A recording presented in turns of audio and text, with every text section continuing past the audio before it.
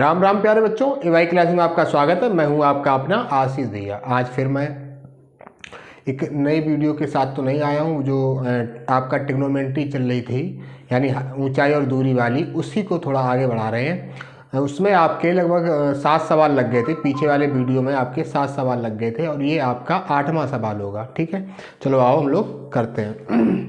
कह रहे कि एक पेडिस्टल के शिखर पर एक 1.6 मीटर ऊंची मूर्ति लगी है। ठीक है, एक पेडिस्टल के शिखर पर एक 1.6 मीटर ऊंची मूर्ति लगी है। भूमि के एक बिंदु से मूर्ति के शिखर का उन्नयन कोण 60 डिग्री है और उसी बिंदु से पेडिस्टल के शिखर का उन्नयन कोण 45 डिग्री है। पेडिस्टल की ऊंचाई ज्ञात कीजिए। सबसे पहले सवाल को सही से पढ़ो। ठीक है, एक बार फिर पढ़ लो। कह रहा है एक पेडिस्टल के शिखर पर एक 1.6 मीटर ऊंची मूर्ति लगी है। भूमि के एक बिंदु से मूर्ति के शिखर का उन्नयन कोण 60 डिग्री है और उसी बिंदु से पेडिस्टल के शिखर का उन्नयन कोण 45 डिग्री है। पेडिस्टल की ऊंचाई ज्ञात कीजिए। ठीक है, अब आप सोच रहे हैं ये पेडिस्टल क्या होता है।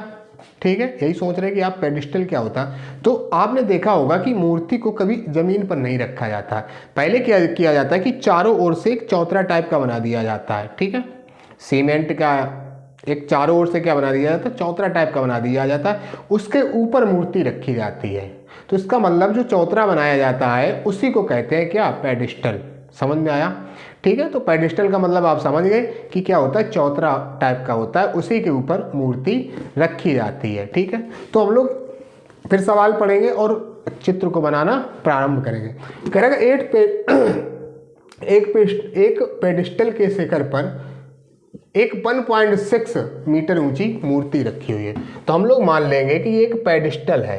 ठीक है, ये मान लिया क्या है, एक पेडिस्टल है। इसके ऊपर का मतलब इसके शिखर पर, शिखर का मतलब क्या होता है, इसके मीटर रखी हुई है। कितनी ऊंची मूर्ति रखी हुई है, 1.6 मीटर ऊंची। 1.6 मीटर ऊंची एक मूर्ति रखी हुई है। समझ में आया? किसी हमारे देवी देवता की ही मूर्ति होगी। तो कितनी ऊंची रखी हुई, 1.6 मीटर ऊंची। भूमि के एक बिंदु से मूर्ति के शिखर का उन्नयन कोण या तो उस साइड में होगा या इस साइड में होगा। तो हम लोग इस साइड में मान ले रहे हैं। यहाँ पर एक बिंदु है, कह रहे भूमि के एक बिंदु से, तो भूमि का हमने यहाँ पर एक बिंदु मान लिया।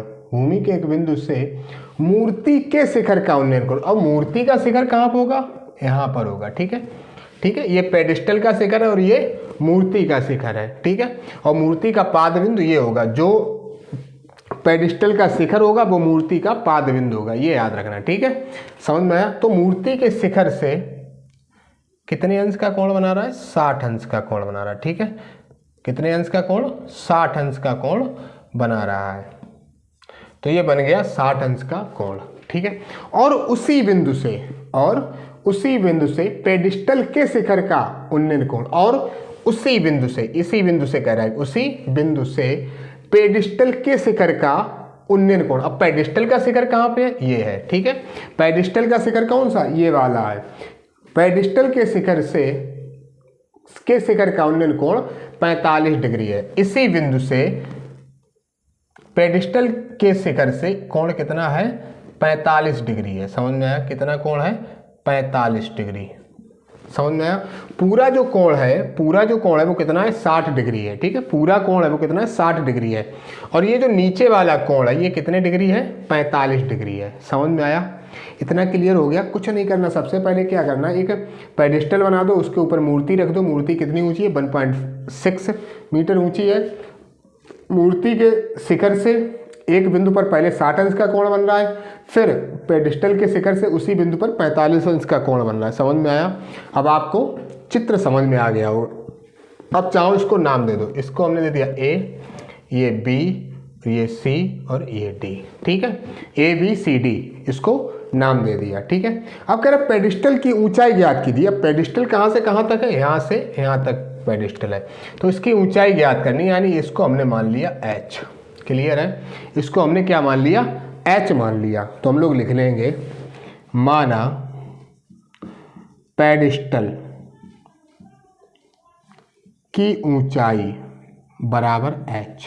पेडिस्टल की जो ऊंचाई है वो हम लोगों ने क्या मान ली, h मान ली। ठीक है, अब क्या है, b और c का भी मान नहीं दिया है, b c का भी मान हम लोगों को पता नहीं है, तो इसको हम लोग मान लेंगे x।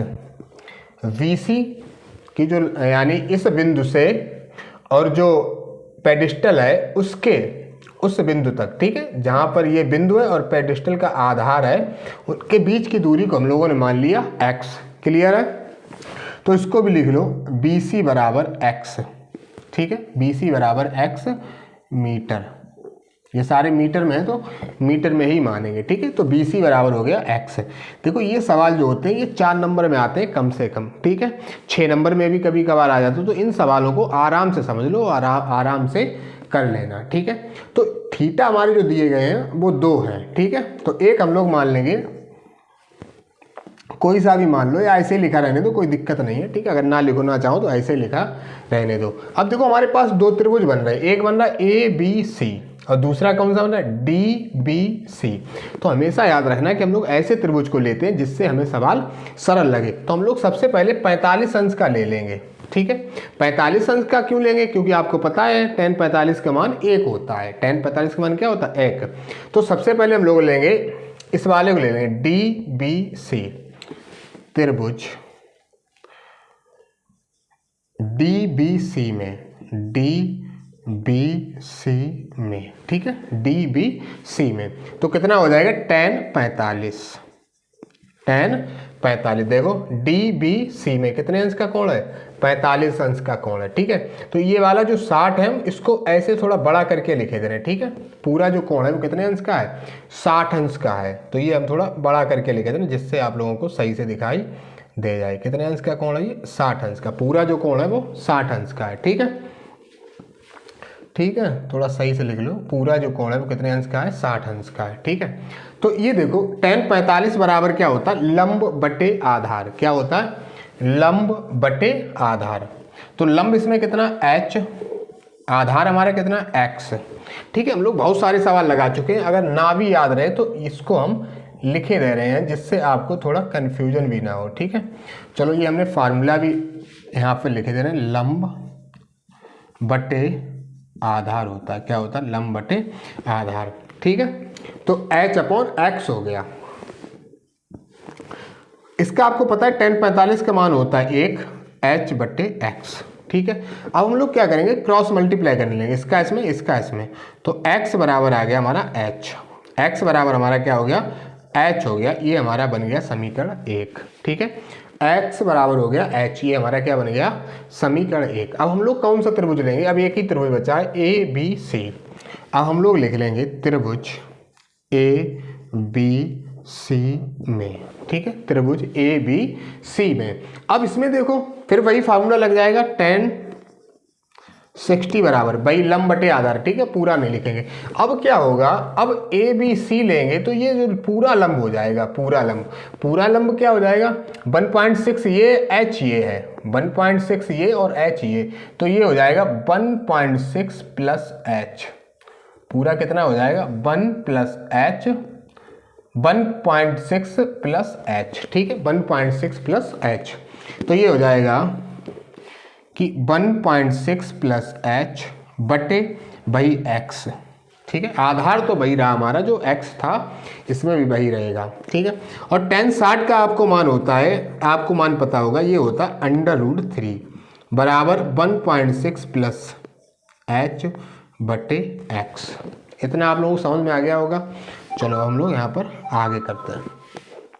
अब इसमें फिर अगर चाहो तो फिर क्रॉस मल्टीप्लाई कर लो, इसका इसमें, ठीक है, और इसके बटे कुछ नहीं तो क्या मान लेंगे, 1 मान लेंगे। जब इसका इसमें करोगे तो ये हो जाएगा √3x बराबर 1.6 प्लस h। ठीक है, √3x बराबर 1.6 प्लस h। अगर चाहो तो देखो एक काम कर सकते हो कि हम लोगों ने यहाँ से x का मान निकाल लिया, x बराबर क्या है, h है। ठीक है, x बराबर h है और हमें क्या चाहिए, पेडिस्टल की ही ऊंचाई चाहिए।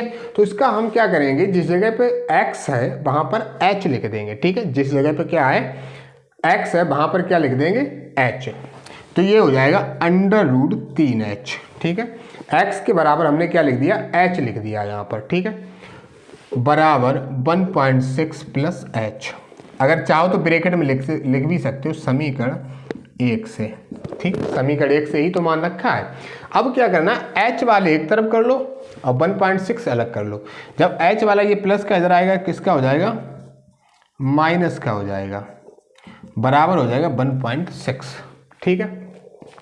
अब दोनों में दिख रहा होगा क्या कॉमन मिल रहा है। अगर दोनों में देखा जाए तो h कॉमन मिल रहा है, देखो √3h माइनस h, तो h यहाँ से ले लो कॉमन, तो अंदर क्या बचेगा, √3 माइनस 1 बराबर 1.6। इतना क्लियर हो गया, ठीक है। h बराबर √3 माइनस 1, वो h ब्रैकेट में है √3 माइनस 1 अपॉन वो सॉरी बराबर 1.6। कितना हो गया, 1.6। अब ये कहाँ चला गया, यहाँ से h का जब हम लोग मान निकालेंगे तो ये आएगा 1.6 और बटे में क्या हो जाएगा, √3 माइनस 1, ठीक है, √3 माइनस 1। इतना क्लियर है। अब देखो ये हम आपको बता दें, यहाँ पर थोड़ा हम इसको बिगाड़े दे रहे हैं, आपने देख लिया होगा। अब ये सवाल यहाँ पर लगाएंगे, ठीक है। अब क्या होता है, हमेशा याद रखना कि इस अंडर रूट में कभी भी संख्या हो बट्टे में तो हमेशा कंजुगेट होता है। क्या होता है, कंजुगेट। अगर यहाँ पर माइनस है तो प्लस का ऊपर नीचे गुणा कर देंगे, जैसे यहाँ पर √3 माइनस 1 है तो जब कंजुगेट करेंगे तो ये हो जाएगा √3 प्लस 1 और ऊपर नीचे इसका गुणा कर देंगे। जैसे देखो 1.6 अपॉन √3 माइनस 1, ठीक है।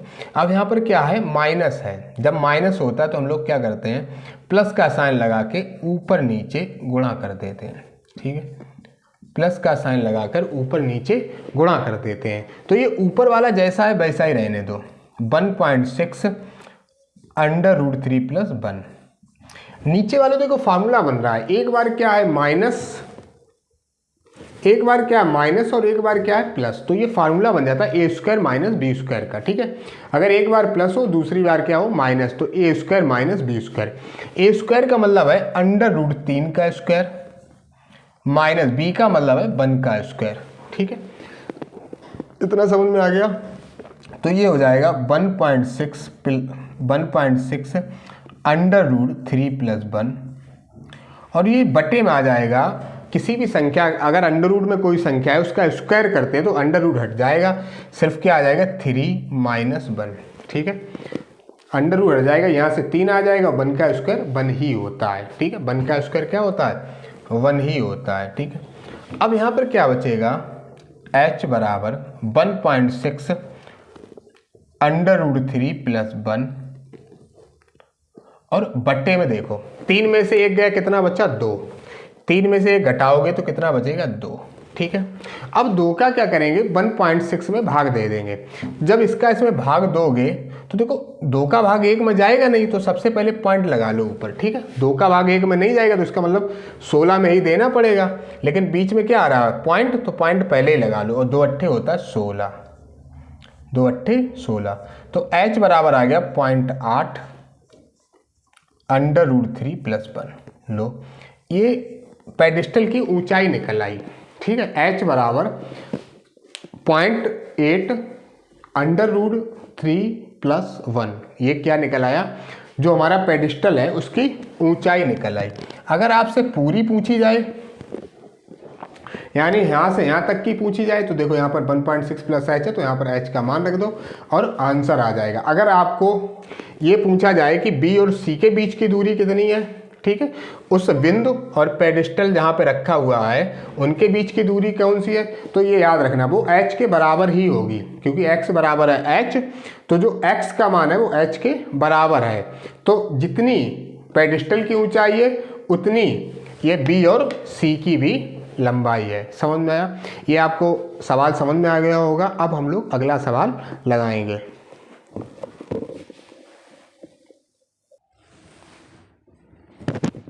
अब ये जो आपका नमा सवाल है, कह रहा है कि एक मीनार के पाद बिंदु से एक भवन के शिखर का उन्नयन कोण 30 डिग्री है और भवन के पाद बिंदु से मीनार के शिखर का उन्नयन कोण 60 डिग्री है।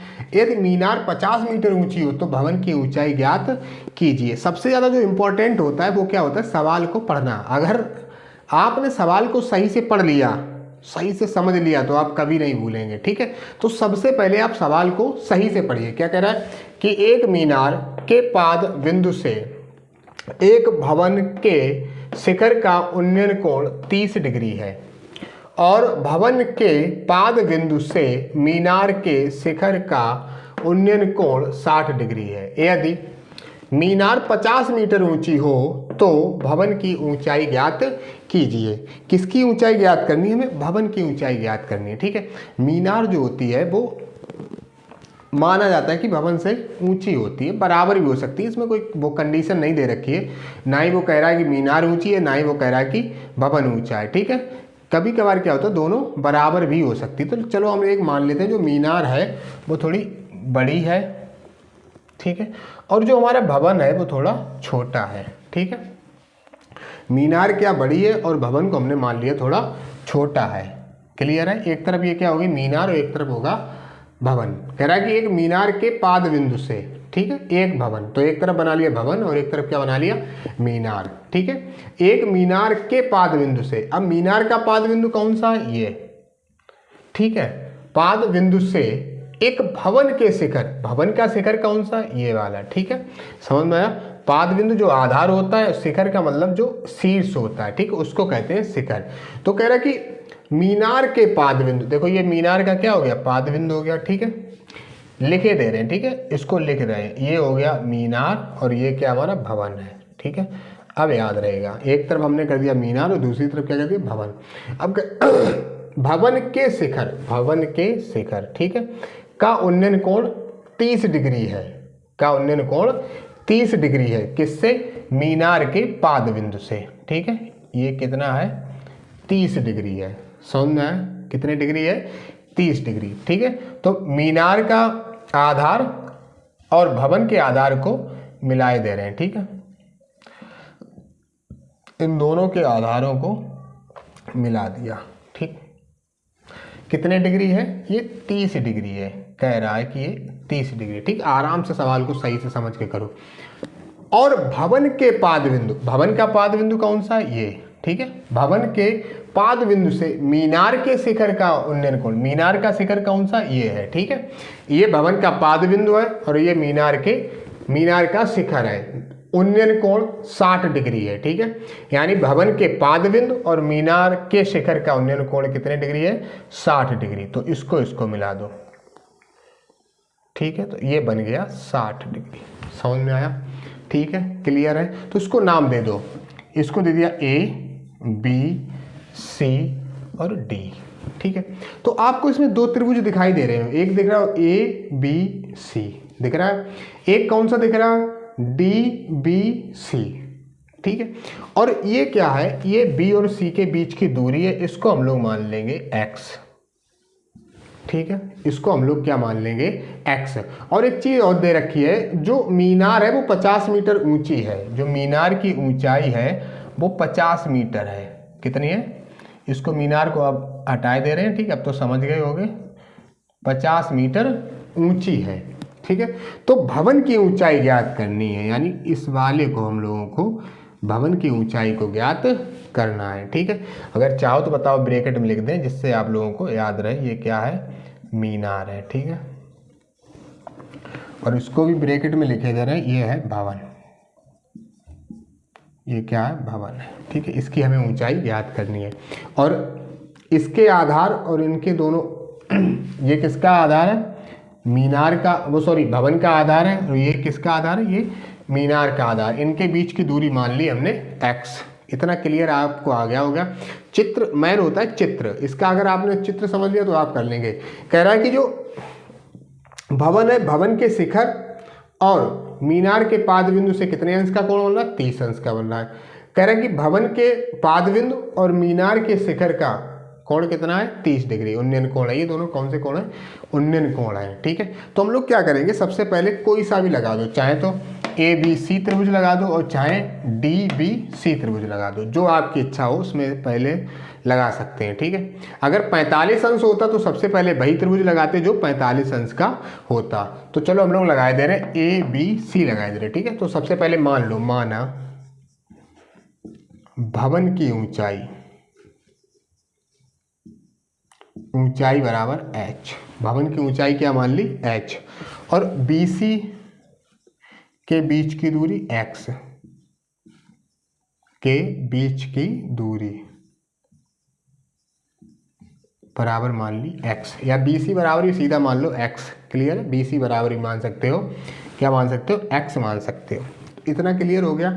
तो सबसे पहले हम लोग, और अब ये h और ये क्या x है, अब आप लोग समझ भी गए होंगे कि tan थीटा बराबर होता है लंब बटे आधार। ठीक है, तो सबसे पहले लिखेंगे हम लोग त्रिभुज ABC में, त्रिभुज ABC में tan थीटा, थीटा का मान इसमें कितना है, अगर ABC लेंगे तो इसमें थीटा का मान कितना है 30 डिग्री है। ठीक है, और थीटा के सामने ही लंब होता है, तो लंब बटे आधार, तो tan 30 बराबर हो जाएगा h/x। ठीक है, ठीक है, tan 30 बराबर हो जाएगा h/x।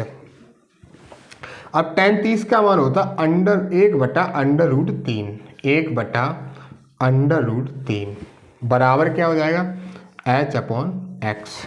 ठीक है, अब क्रॉस मल्टीप्लाई कर दो, इसका इसमें, इसका इसमें, तो ये x बराबर हो जाएगा √3 का गुणा h से करेंगे तो ये हो जाएगा √3h। ठीक है, इसको हम लोग डाल देंगे समीकरण 1, इसको हमने डाल दिया समीकरण 1। अब कौन सा त्रिभुज लेंगे, अब आपको पता है कौन सा लेंगे, DBC। अब ले लो त्रिभुज BDC में। ठीक है, चाहे देखो BCD ले लो, और चाहे कौन सा, चाहे देखो BCD लिख लो इसको, चाहे DBC लिख सकते हो। ठीक है, कोई सा भी ले सकते हो। अब इसमें देखो तो कौन सा कोण आ रहा है, 60 डिग्री आ रहा है। कितना कोण आ रहा है, 60 डिग्री, तो ये हो जाएगा tan 60 बराबर, अब इसमें लंब कौन सा आ रहा है, 50 आ रहा है। ठीक है, यही तो लंब आ रहा है इस त्रिभुज के लिए, इस त्रिभुज के लिए लंब कौन सा आ रहा है, 50। तो लंब बटे आधार हमारा वही रहेगा, क्या है, x। चाहे ABC लो तब भी x आधार रहेगा, चाहे BCD लो तब भी आधार हमारा x ही रहेगा। ठीक है, इतना समझ में आ गया। तो इसका मान होता है tan 60 का मान होता है √3, कितना होता है, √3। ठीक है, tan 60 का मान होता है √3, 50 बटे, अब देखो x का मान हम लोग यहाँ से निकाल भी चुके हैं, x का मान हम लोग कितना निकाल चुके हैं कि √3h। तो चाहो तो जिस जगह पे क्या है x है वहाँ पर लिख दो कि √3h। ठीक है, x की जगह पे हमने लिख दिया कि √3h, और अभी हमने जैसे लिखा था ब्रैकेट में लिख सकते हो समीकरण 1 से x का मान रखने पर, अगर आप पूरा लिखना चाहो तो लिख सकते हो कि समीकरण 1 से x का मान रखने पर। तो जिस जगह पे x था वहां पे हम लोगों ने क्या लिख दिया, √3h। ठीक है, अब फिर क्रॉस मल्टीप्लाई कर लो, कैंची गुणा इसका इसमें, इसका इसमें।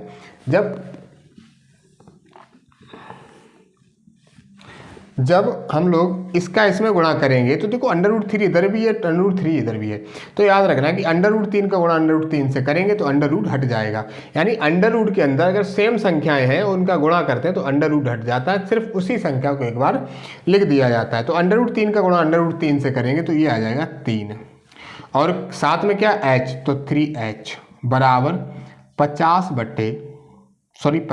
बराबर 50, यानी 1 का गुणा 50 से करेंगे तो ये 50 हो जाएगा। अब ये 3 कहाँ पहुँच जाएगा, बट्टे में पहुँच जाएगा, तो ये हो जाएगा 50/3 मीटर। अगर चाहो तो ऐसा ही रख दो, अगर नहीं चाहो तो आप क्या कर सकते हो कि 3 का इसमें भाग दे दो। ठीक है, तो जब 3 का भाग देंगे तो 3 एकम 3, कितना बचा 2, ये हो गया 20। ठीक है, ये क्या हो गया 20, और तिरछक होता है 18, तो 16 सही 18, 2 बचा बट्टे 3, इतने ही मीटर हो गई। यानी जो हमारा भवन है वो कितना मीटर ऊंचा है कि 16 सही 2/3।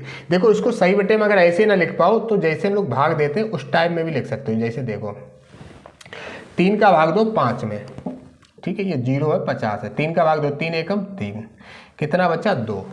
अब 0 का ले लो उतारा, तो 3 का भाग दो 20 में, और तिरछक 18 होता है, कितना होता है 18, बच्चे कितने 2। देखो ये हम इसलिए बता रहे जैसे हर बच्चा होशियार नहीं होता है, कुछ बच्चे कमज़ोर भी होते हैं। कुछ लोग सोच रहे भैया ये क्या बता रहे हो आप, ये तो कर लेते हैं हम। हाँ, हमें पता है कि तुम कर लेते हो, लेकिन बहुत सारे बच्चे ऐसे हैं जो नहीं कर पाते। हमें उनका भी ध्यान रखना पड़ता है, सिर्फ आपका ही ध्यान नहीं रखना पड़ता। तो हमने बता दिया है कि इस टाइप से देखो कैसे लिखा जाता है सही बटे में। तो पहले 3 का भाग दिया तो 3 एकम 3, एक बार गया 2 बचा, 0 को उतार लिया, तिछक 18, 2 बचा। तो अब देखो सही बटे में कैसे लिखा जाता है, जितनी बार जाता है वो सही में लिखा जाता है। देखो आ गया 16, ठीक है, और जितना शेष बचता है वो ऊपर, और जिससे भाग दिया जाता है वो बटे में। ठीक है, समझ में आ गया, ये याद रखना, क्लियर है। जिससे भाग दिया जाएगा वो बटे में ही रहेगा, जितना शेष वो ऊपर। ठीक है, तो 16 सही 2/3 हमारा आंसर हो गया। क्लियर है, समझ में आ गया होगा। तो चलो अब हम लोग तीसरा सवाल करते हैं, यानी तीसरे का मतलब है इसमें इस वीडियो में 2 सवाल लग गए, एक सवाल और लगाएंगे, फिर अगले वीडियो में लगाएंगे।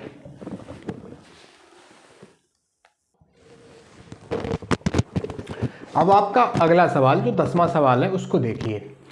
इसको भी आराम से आप कायदा से आप पढ़ लीजिए, ठीक है, समझिए फिर लगाइए। क्या क्या कह रहा है कि एक 80 मीटर चौड़ी सड़कें, ठीक है, एक 80 मीटर चौड़ी सड़क होगा, सड़कें नहीं होगा, सड़क के दोनों ओर आमने सामने समान लंबाई वाले 2 खंबे लगे हुए हैं।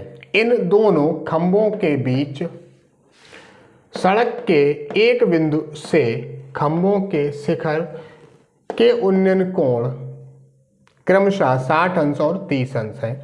खंभों की ऊंचाई और खंभों से बिंदु की दूरी ज्ञात कीजिए। ठीक है, एक बार और पढ़ लीजिए।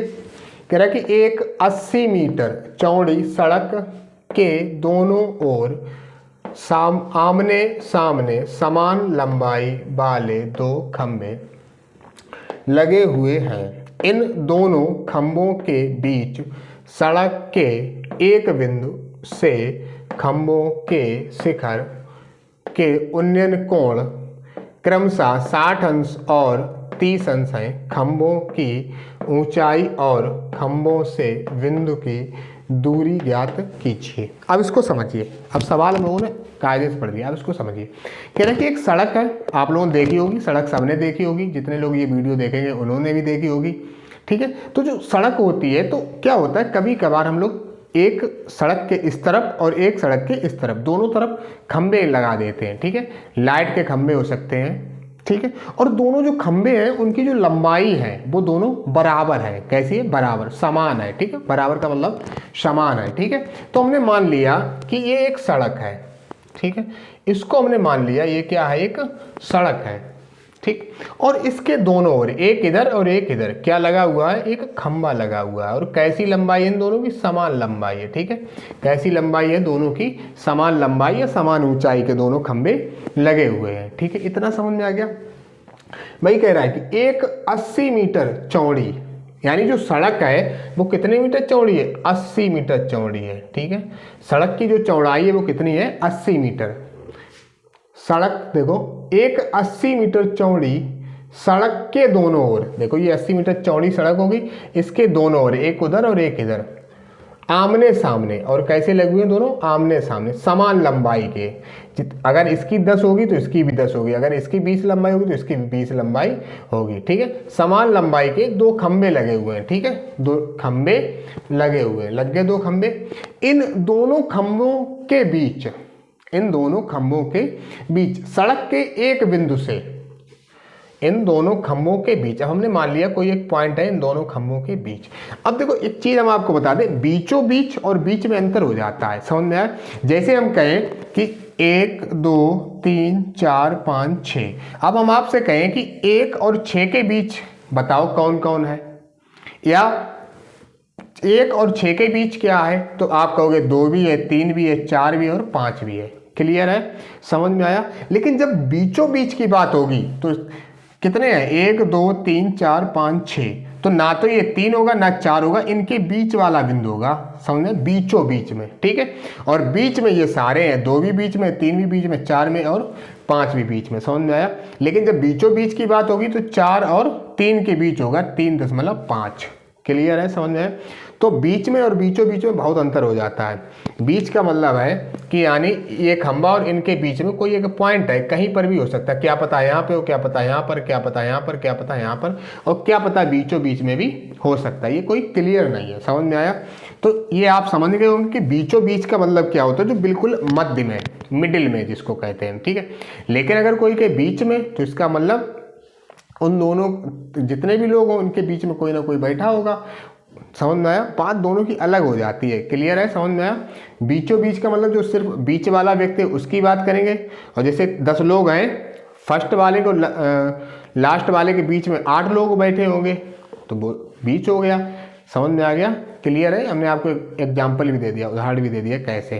तो हमने मान लिया ये पॉइंट यहाँ पर है, ठीक है, बीचों बीच में नहीं है, बीच में है। इधर भी हो सकता है, उधर भी हो सकता है, क्या पता बिल्कुल बीच में भी हो सकता है, कोई क्लियर नहीं है, ठीक है। कि इन दोनों खंभों के बीच सड़क के एक बिंदु से खंभे के शिखर का उन्नयन कोण क्रमशः 60 अंश और 30 अंश है। हमने चलो इसको मिला दिया, ठीक है। और कोण तो तभी बनेंगे जब इन बिंदुओं को मिलाएंगे, ठीक है।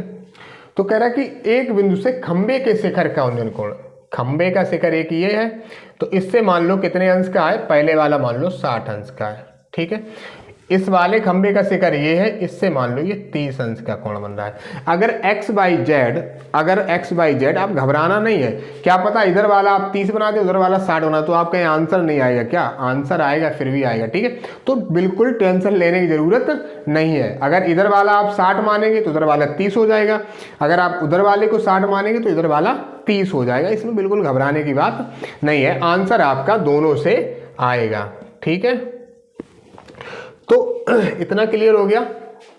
इसको नाम दे दो पहले, फिर आगे पढ़ेंगे। A, B, C, D और E, इसको नाम दे दिया, अब आगे पढ़ेंगे। खंबे के शिखर का के उन्नयन कोण बन गए 60 और 30 अंश। अब करें खंबे की ऊंचाई ज्ञात कीजिए, यानी समान लंबाई के, तो अगर ये h ऊंचाई का होगा तो ये भी h ऊंचाई का ही होगा, क्योंकि ये दोनों समान ऊंचाई के हैं।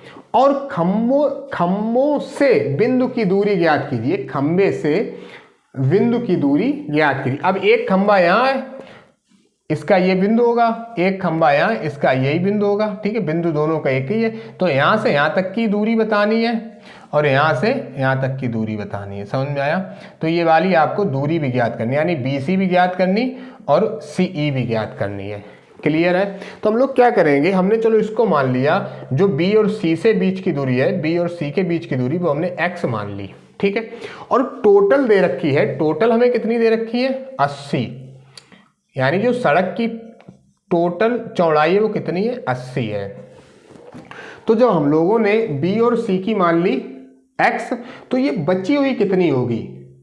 जैसे एक एग्जांपल लें, सपोज करो कि ये B और C की 10 है, B और C की 10 है, तो ये बची हुई कितनी होगी। आप कहेंगे भैया 80 में से 10 घटा दो तो 70 हो जाएगी, यही तो कहोगे आप। लेकिन हमारे पास संख्या तो है नहीं, हमारे पास क्या है, x है। तो जब 10 यहाँ घटाया था, ये 10 थी तो 10 घटाया था, यहाँ पे कितनी x, तो x घटा दो, ठीक है। समझ में आया? जितनी ये वाली दूरी मानेंगे उसको टोटल में से माइनस कर दो, ये वाली आ जाएगी। समझ में आया? अगर इसको 10 मानोगे तो 80 माइनस 10, अगर इसको 20 मानोगे तो 80 माइनस 20, अगर 40 मानोगे तो 80 माइनस 40, अगर x मानोगे तो 80 माइनस x, ठीक है। अगर x मानोगे तो ये क्या हो जाएगी, 80 माइनस x। ये C और E के बीच की दूरी है, किसकी है, C और E के बीच की दूरी है। तो सारी चीजें हम लोग लिखे ले रहे हैं। तो माना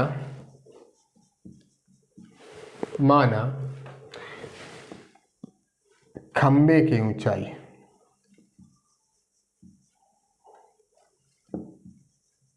खंबे की ऊंचाई हम लोगों ने मान ली h, दोनों की बराबर होगी, ठीक। एक खंबे की मान ली हमने h, ठीक है। और हमने क्या माना, BC बराबर x, BC के बीच की दूरी भी लिख सकते हो, चाहे BC लिख लो, BC बराबर x मीटर, ठीक है। और CE बराबर कितना हो जाएगा, CE बराबर हो जाएगा 80 minus x metre, 80 minus x metre. Clear है? अब इसमें भी आपको दो त्रिभुज दिखाई दे रहे होंगे, ABC और डी सी ई, दो त्रिभुज दिख रहे हैं ए बी सी, और कौन सा दिख रहा है डी सी बी, सॉरी ई, डी सी ई। तो सबसे पहले हम लोग क्या करेंगे, इस वाले त्रिभुज को लिए ले रहे हैं, ए बी सी त्रिभुज को लिए ले रहे हैं, ठीक है। इसमें थीटा कितना होना 60 अंश।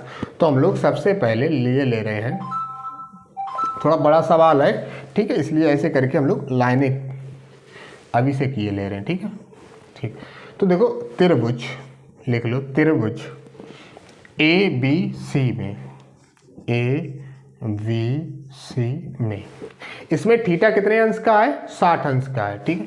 इसमें भी वही फार्मूला लगेगा, tan 60 बराबर लंब बटे आधार, लंब बटे आधार, लंब ये आधार ये, ठीक है, थीटा के सामने लंब होता है। तो ये हो जाएगा h बटे x, इतना हो गया h बटे x। अब tan 60 का मान आपको याद हो गया होगा, ठीक है, बता सकते कितना होता है, हाँ बता रहे भैया, ऐसे बताओगे हैं। तो इसका मान होता है √3, tan 60 का मान होता है √3 बराबर हो जाएगा h बटे x। अब देखो यहाँ पर एक चीज़ हम आपको बता दें, जब आपको x का भी मान चाहिए हो तो और h का भी मान चाहिए हो, यानी इनके बीच की दूरी भी चाहिए हो और ऊंचाई भी चाहिए हो, तो चाहे यहाँ से h का मान निकाल लो या x का मान निकाल लो, कोई फर्क नहीं पड़ेगा।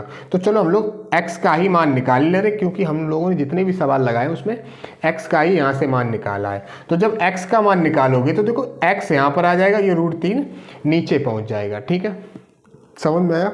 अगर ऐसे ना कर पाओ तो देखो कैंची गुणा करना सब लोग जानते हैं, इसका इसका गुणा इसका इसका, जब इसका इसमें गुणा करेंगे x से √3 का, तो ये हो जाएगा √3x बराबर h, ठीक है। अब ये √3 कहाँ पहुँच जाएगा बट्टे में, तो x बराबर हो गया h बट्टे √3, क्लियर है। और एक चीज़ हमने आपको बताई थी कि √ को हम लोग बट्टे में नहीं रखते हैं, तो नहीं रखेंगे तो हम लोग क्या कर देंगे, कंजुगेट कर देंगे इसका। तो h बट्टे √3 गुणा √3 बट्टे √3, कंजुगेट का मतलब होता है जो √3 होता है या √2 होगा या √ जो भी होगा उसका ऊपर नीचे गुणा कर देते हैं। तो ये हमारा आ जाएगा x बराबर 3 √h बटे √ का √ से गुणा करेंगे तो √ हट जाता है। कब हटता है, जब उनके अंदर जो संख्याएं हो वो बराबर हो। देखो इसके भी अंदर √3 उसके भी अंदर √3 है, तो √ से √ क्या हो जाएगा, सिर्फ क्या आ जाएगा 3 आ जाएगा। तो x बराबर आ गया √3 h बटे 3, ये हमारा बन गया समीकरण 1। अब हम लोग किसको हल करेंगे, अब हम लोग कौन सा त्रिभुज लेंगे, DCE, और ऐसे भी लिख सकते हो ECD। तो ये क्यों भैया C ही क्यों बीच में आ रहा, तो हमेशा याद रखना जो थीटा लेते हैं हम लोग उसको हमेशा बीच में ही लिखा जाता है, चाहे इधर से लिख लो चाहे इधर से लिख लो, यहाँ से नहीं लिख सकते हो, ठीक है।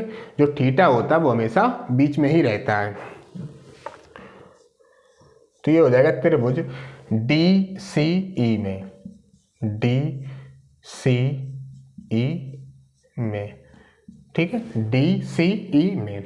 अब इसमें देखो थीटा कितना है 30 अंश, तो tan 30 अंश बराबर क्या हो जाएगा, बताओ बताओ क्या होगा, चलो ये होगा, ये लंब और ये क्या आधार, तो h बटे 80 माइनस x, क्या हो जाएगा 80 माइनस x, क्योंकि इसके लिए ये आधार था, ठीक है, 60 के लिए, 30 के लिए कौन सा आधार है 80 माइनस x।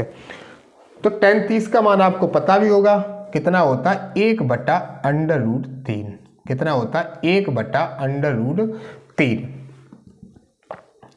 h बटे 80 माइनस x, 80 माइनस x। फिर भाई हम लोग कर देंगे कैंची गुणा, इसका इसमें इसका इसमें इसका इसमें इसका इसमें, तो जब इसका इसमें करोगे तो ये क्या हो जाएगा 80 माइनस x बराबर √3h, ठीक है, √3h। इतना समझ में आ गया। अब हम लोग क्या करेंगे, जो x का मान हम लोग निकाल भी चुके हैं, दिख भी रहा होगा, ये देखो समीकरण 1 डाले दे रहे हैं, ये दिख रहा है x का मान हम लोग निकाल चुके हैं। तो हम लोग क्या करेंगे, जिस जगह पे x है वहाँ पर हम लोग क्या लिख देंगे h बटे √3, ठीक है। जिस जगह पे क्या है x है वहाँ पर क्या लिख देंगे h बटे √3, ये देखो दिख रहा है, इसकी जगह पे हम लोग लिखेंगे h बटे √3। तो ये हो जाएगा 80 माइनस h बटे √3 बराबर √3h। इतना समझ में आ गया, इतना आपको क्लियर होगा। ठीक, ओ सॉरी सॉरी सॉरी सॉरी, ये नहीं है, यहाँ पर गलत लिख दिया। कहाँ पे निकाला हम लोगों मान, ये निकाला है। ठीक है, तो हम लोगों ने x का मान निकाला था √3h चलो ये पूरा ही लिखे दे रहे हैं, गलती होगी थोड़ी। ठीक है, तो x का मान हम लोगों ने निकाला था 80, वो तो हो जाएगा। x का मान क्या निकाला था, √3h बटे 3, √3h और बटे 3। सही है, x बराबर क्या निकाला था, √3h बटे 3। क्लियर, इतना समझ में आ गया। तो देखो, चलो यहां से लगाए दे रहे हैं 80 बराबर, अब देखो ये इसके पास भी h है, उसके पास भी h है, दोनों के पास h है। तो भाई आपको तो पता होगा कि अपने परिवार को आदमी अपनी ओर खींचता है। तो इसने देखा, इस वाले h ने देखा कि भाई तेरे पास भी h है तो इधर आना, वहाँ क्या कर रहा है, तो बेचारा ये इधर से उधर जाएगा तो किसका हो जाएगा, प्लस का हो जाएगा। समझ में आया, ये माइनस का है, उधर जाएगा किसका हो जाएगा, प्लस। याद रखना, इधर भी h है उधर भी h है, तो h वाले एक साइड में हो जाएंगे। ठीक है, जैसे x वाले एक साइड में हो जाते वैसे ही h वाले। तो इनका याद रखो कि हमेशा अपने परिवार की ओर आदमी भागता है। ठीक है, अपने घर की तरफ जाएगा। तो इधर बेचारे का, इसके पास तो h थी नहीं, तो इधर क्या करेगा, किधर चला जाएगा, अपने h वाले के पास जाएगा। ठीक है, तो इधर माइनस है, उधर किसका हो जाएगा, प्लस। तो ये हो जाएगा √3h, ये तो अपनी जगह पर रहा, कौन जा रहा है उधर, ये जा रहा है, तो ये माइनस का किसका हो जाएगा, प्लस का, √3h बटे 3। ठीक है, बटे में क्या हो गया, 3 हो गया। क्लियर है। अब क्या करेंगे, इसका इसमें हो जाएगा गुणा। ठीक है, इसका इसमें गुणा हो जाएगा, तो ये हो जाएगा 80 बराबर, जब इसका इसमें गुणा हो जाएगा तो 3 का गुणा √3 से करेंगे तो ये 3 बाहर आ जाएगा, √3 अंदर। ठीक है, h। ठीक है, ये 3 जो है वो आगे लग जाएगा, √ वैसा ही लिख देंगे, h को भी वैसा ही लिख देंगे, प्लस, और बट्टे में पूरा हो जाएगा 3। ठीक है, बट्टे में पूरा क्या हो जाएगा, 3 हो जाएगा। इतना समझ में आ गया। ये याद रखना, ये यहाँ पर एलसीएम लिया गया, या सीधा सीधा इसमें गुणा भी कर सकते हो। ठीक, तो ये हो गया 80 बराबर 3 और 1 4। जिस टाइप से x वाले जोड़े जाते हैं उसी वाले √ वाले भी जोड़े जाते हैं। तो 3 ये है और 1 ये दिख रहा है, इसके आगे कुछ नहीं लगा तो क्या लगा देंगे, 1।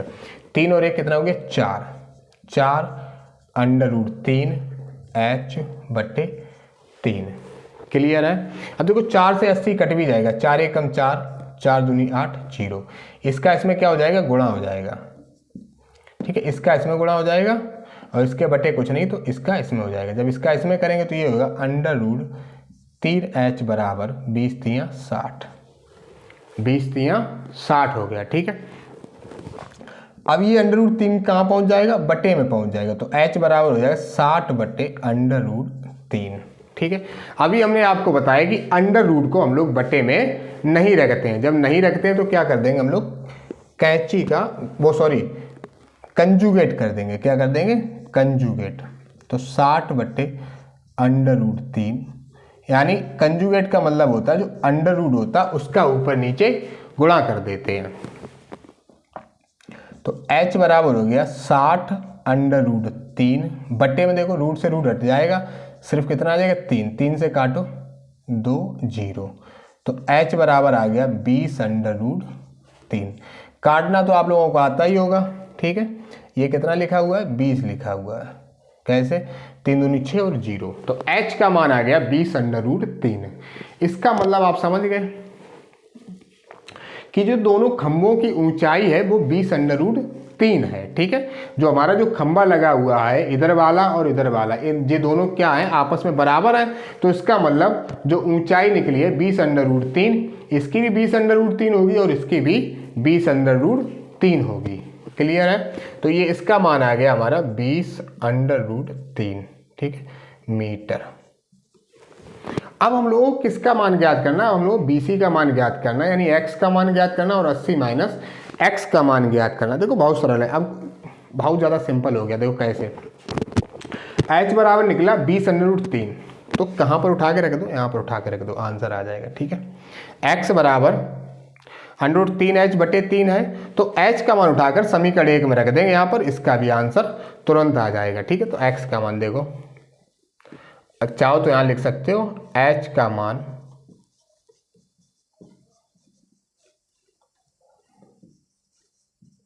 समीकरण 1 में रखने पर, ठीक है, समीकरण 1 में ऐसे लिख लो, रखने पर ही होता। तो ये x बराबर दिया गया है √3h/3, √3h/3, तो ये हो जाएगा √3, h का मान आप निकाल ही लिया, कितना निकाला 20√3, ठीक है, और बट्टे, ठीक है, बट्टे कितना है 3 है, इसका बट्टे कितना है 3, ठीक है। देखो x बराबर √3h/3, h का मान आप लोगों ने निकाला कितना है 20 देखो है 20 √3, तो h की जगह पर हम लोगों ने लिख दिया 20 √3, और ये बटे वाला 3 ये आ गया। ठीक है, अंडर से अंडर हट जाएगा तो ये आ जाएगा 3 × 20/3, 3 से 3 क्या हो गया कट गया, तो x का मान आ गया 20 मीटर। हमारा जो x का मान आ गया वो कितना आ गया 20 मीटर आ गया। ठीक है, अब हमें किसका मान चाहिए, अब CE का मान और चाहिए, किसका मान चाहिए CE का, तो ये हमारा आ गया कितना 20 मीटर। अब इसको देखो आप आसानी से निकाल सकते हैं CE का मान, देखो कैसे 80 - x, और x का मान आप लोग निकाल चुके हैं, अभी अभी निकाला, दिख रहा होगा ये देखो लिखा हुआ है, तो ये हो जाएगा 80 - 20, तो ये हो गया 60 मीटर। कितना हो गया 60 मीटर। देखो सारे मान निकल आए हम लोगों के। ठीक है, कोई आपसे ऊंचाई पूछेगा तो कितना निकला 20 √3। ठीक है, अब यहाँ से यहाँ तक की दूरी, यानी इस वाले खंबे से इस बिंदु तक की दूरी x थी, x मानी थी, तो x का मान निकला 20। इस वाले खंबे से इस बिंदु की दूरी कितनी 80 - x, 80 - x का यहाँ से मान निकला x का, वो रख दिया उठा के, तो ये आ गया 60 मीटर। और ये हमने आपको 3 सवाल लगवा दिए। ठीक है, अब आपके पेपर भी नज़दीक है, तो आप थोड़ी मेहनत और कर लीजिए थोड़े दिन। ठीक है, मेहनत करते रहिए, आगे बढ़ते रहिए, और मेरे चैनल को सब्सक्राइब करते रहिए। अगर आपको मेरा वीडियो अच्छा लगा हो तो आप मेरे चैनल को सब्सक्राइब जरूर करें, लाइक करें और शेयर करना ना भूलें। धन्यवाद। अब फिर मिलेंगे अगले नए वीडियो में।